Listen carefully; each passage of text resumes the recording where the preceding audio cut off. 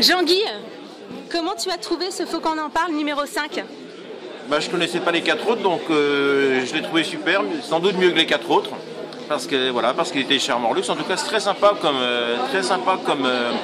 comme idée, comme initiative. Et voilà, on a besoin de se rencontrer dans ce pays un peu perdu au bout du monde.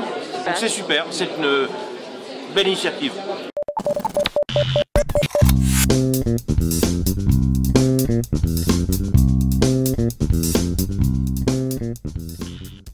Si c'est si difficile que ça d'entreprendre à Quimper.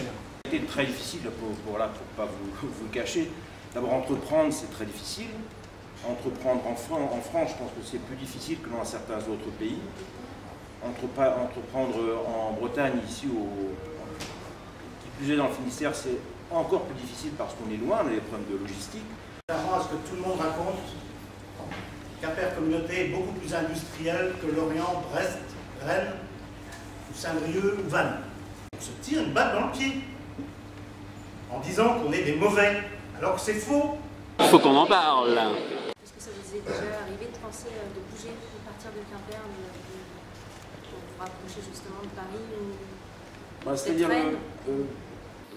en fait, ça nous est arrivé d'y penser un soir de décembre 2000, quand l'usine de l'hippodrome a été détruite par les inondations. Et là, nos actionnaires, on a quelques actionnaires financiers dans le tour de table, et nos banquiers et nos assureurs, nous ont dit messieurs, vous ne pouvez pas rester là, vous ne pouvez pas rester à Quimper, il faut que vous fassiez comme tout le monde dans le textile, c'est-à-dire qu'il faut que vous installiez chez des sous-traitants en dehors de France. Ça nous a traversé l'esprit 30 secondes, un soir de déprime lors de cet hiver 2000, mais voilà, ça a très vite disparu de notre schéma intellectuel. En janvier 2014, je me suis dit je vais me lancer. Comme tout le monde, quand on veut entreprendre, c'est difficile. Ça a été difficile de trouver le camion, ça a été... Pour le financement, je ne dis pas, j'avais un peu d'apport, donc ça m'a permis justement de parler plus facilement avec les banquiers. Mais après, voilà, tout ce qu'on peut, quand on est seul, il faut s'entourer donc de personnes bienveillantes, de pouvoir essayer un moment et un jour d'en vivre. Le rôle de la collectivité, c'est pas de faire à la place de l'entreprise, c'est de créer des conditions favorables.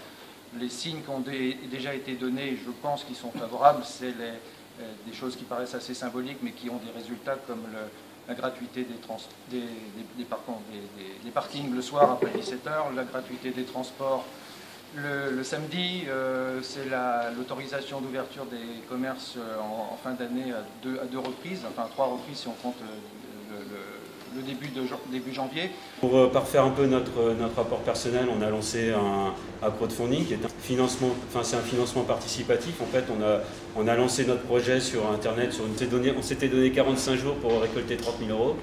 Là, il y en a beaucoup qui nous ont pris pour des débiles, quoi. Ça s'est fini aujourd'hui, après 47 jours, et on a récolté quasiment 35 000 €. Il faut absolument qu'on en parle. Si le TGV arrive chez nous à 13h15, il sera beaucoup plus rapide qu'avant aussi sur Rennes par exemple, et cet axe Saint-Malo-Rennes-Nantes va être encore renforcé. Et s'il n'y a pas demain une image, un potentiel d'attraction développé pour les entreprises qui viennent de l'extérieur pour amener leur cadre et pour les faire travailler ici, ça peut être une forte menace.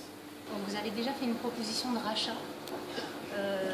Non, mais ça fait partie aussi du truc. Est-ce qu'un jour, un groupe étranger ou autre vous a proposé, monsieur Le Floch, pour tant de millions d'euros, je vous propose le marché? Là, je viens à la réponse donc très claire et très précise sur votre question. Bien sûr que non. Pourquoi non?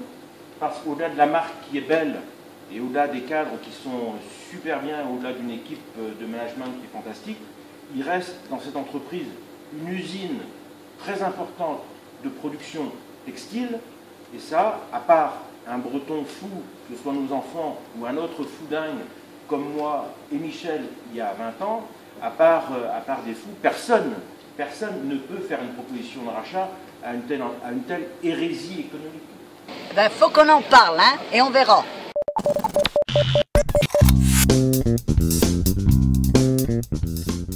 Ça a été une bonne comment dire, prise de parole et de la part de chacun, avec une liberté de propos et d'idées. Donc c'était vraiment voilà, ce à quoi je m'attendais.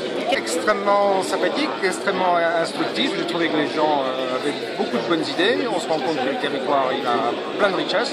Peut-être qu'il faut le dire un peu plus, un peu mieux, un peu plus souvent. Mais en tout cas, c'était très très riche. Pour moi, j'ai trouvé ça extrêmement riche. Et je suis assez surpris d'ailleurs de la variété des expériences qui ont été présentées. C'était très bien. Alors, je repars dès que tu veux.